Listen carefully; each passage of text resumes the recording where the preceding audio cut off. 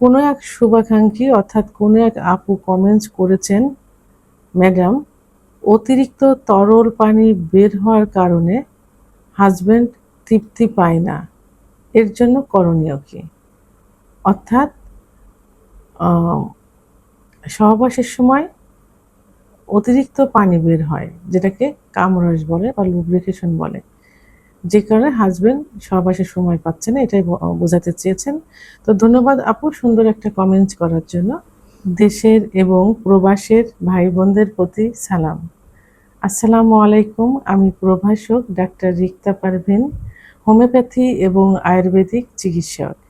Chamber সেবা homeo complex and সেবা digital lab, উপজেলা মডেল মসজিদের পূর্ব পাশে, শিমুলিয়া, মাগুরা। কোনো এক শুভাকাঙ্ক্ষী অর্থাৎ কোনো এক আপু কমেন্টস করেছেন, ম্যাডাম, অতিরিক্ত তরল পানি বের হওয়ার কারণে হাজব্যান্ড তৃপ্তি পায় না, এর জন্য করণীয় কি? অর্থাৎ সহবাসের সময় অতিরিক্ত পানি বের হয়, যেটাকে কামরস বলে বা লুব্রিকেশন বলে, যে কারণে হাজব্যান্ড সহবাসের সময় পাচ্ছে না, এটাই বোঝাতে চেয়েছেন। তো ধন্যবাদ আপু সুন্দর একটা কমেন্টস করার জন্য।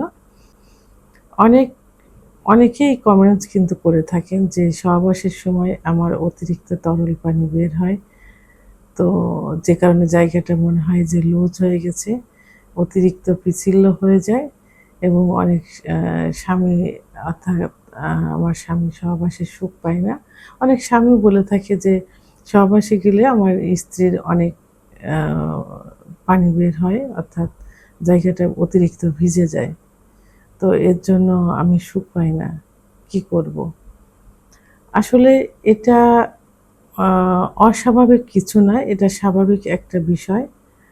তবে এটা পানি না, এটাকে কামরস বা লুব্রিকেশন বলে। তো সাধারণত অতিরিক্ত যৌন উত্তেজনার কারণে এটা বের হয়ে থাকে। তবে সব মেয়েদের কিন্তু একরকম না, কারো কম বের হয়, কারো অল্প পরিমাণে বেশি বের হয়ে থাকে। তো এখন পানি এই লুব্রিকেশন বা এটা বের হওয়ার পিছনে যে কারণগুলো রয়েছে, সেই কারণগুলো হলো, যদি বেশি যৌন উত্তেজনা থাকে, অর্থাৎ স্ত্রীর যদি বেশি যৌন উত্তেজনা থাকে, তাহলে এই লুব্রিকেশন বা এই কামরসটা বের হয়। ওভুলেশনের সময় অর্থাৎ মাসিকের মাঝামাঝি সময় এটা হতে পারে। কিছু নারীর স্বাভাবিকভাবেই বেশি লুব্রিকেশন হয়। কিছু কিছু মেয়ে আছে যাদের এমনিতেই কামরসটা খুব বেশি বের হয়। সহবাসে দীর্ঘ সময় উত্তেজনা থাকা, যদি দীর্ঘ সময় সহবাস করা হয় এবং দীর্ঘ সময় যদি উত্তেজনা থাকে, তাহলে এই লুব্রিকেশন বা কামরসটা বের হয়। তো এখন হাজব্যান্ডরা এটাতে সুখ অনুভব করে না। তো কিছু কিছু হাজব্যান্ড আছেন যারা এই যে লুব্রিকেশন যে কামরসটা, অনেক সময় এটা গরম মনে হয়, তখন তাদের দ্রুত বীর্যপাত হয়ে যায়। আবার অনেক সময় দেখা যায় যে হাজব্যান্ডের অভ্যন্তরীণ সমস্যা আছে, এ কারণে এটা হতে পারে, তারা সুখ অনুভব করে না, সুখ পায় না। তা অনেক হাজব্যান্ড কিন্তু এটা কমপ্লেন করে থাকেন যে এত পরিমাণ কামরস থাকে যে জায়গাটা মনে হয় যে বেশি লুজ হয়ে গেছে, মানে জায়গাটা বেশি ফাঁকা মনে হয়। এই কারণে তারা মনে মনে তারা ভাবে যে স্ত্রীর যোনিপথ লুজ হয়ে গেছে, পিছিল্য বেশি হয়ে গেছে, এই কারণে তারা মনের থেকে এটা তাদের হয়, এর জন্য তারা সুখ অনুভবটা বেশি করতে পারে না। আর পর্যাপ্ত পরিমাণে ফুরফুলে না হওয়ার কারণে তারা সুখ অনুভব করে না।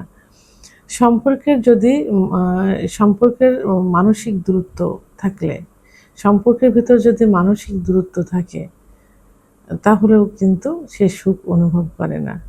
তাহলে এটা আসলে এই পানিটা আসলে পানি না, এটা লুব্রিকেশন বা যেটা সহবাসকে সহজ সরল করে দেয়, জায়গাটাকে পিচ্ছিল করে দেয়। এটা কম বেশি হয়ে থাকে। তো এটা সব পুরুষেরা এটা মেনে নিতে পারে না। অনেক পুরুষ বলে যে খারাপ লাগে,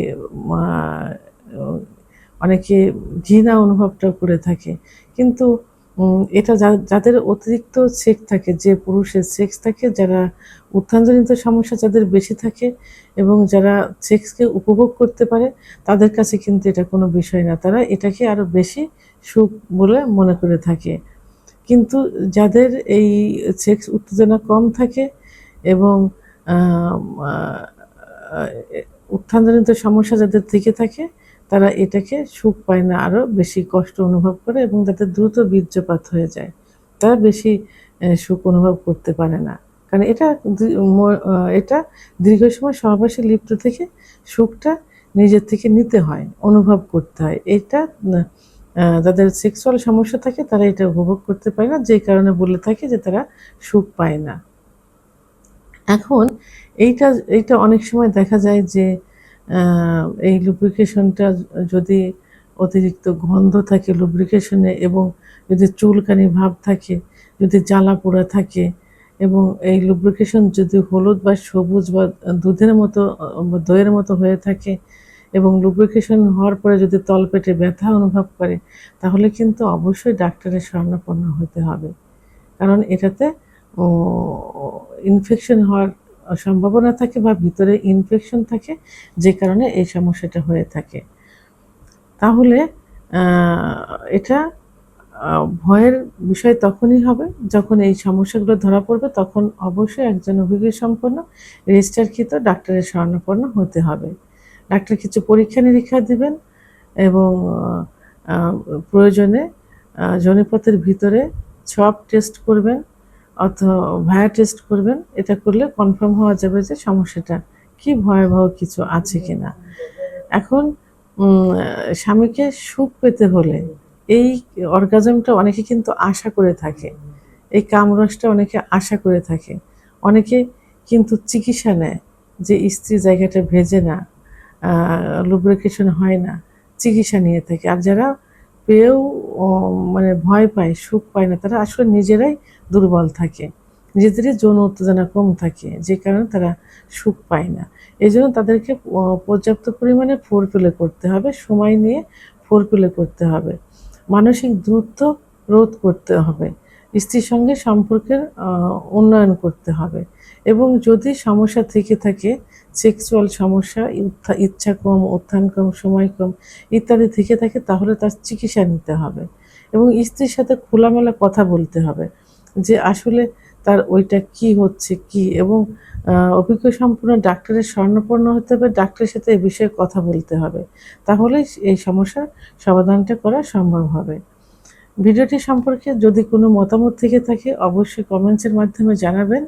আর ভিডিওটি ভালো লাগলে লাইক, কমেন্ট, সাবস্ক্রাইব করে আমার সঙ্গে থাকুন। আল্লাহ হাফেজ।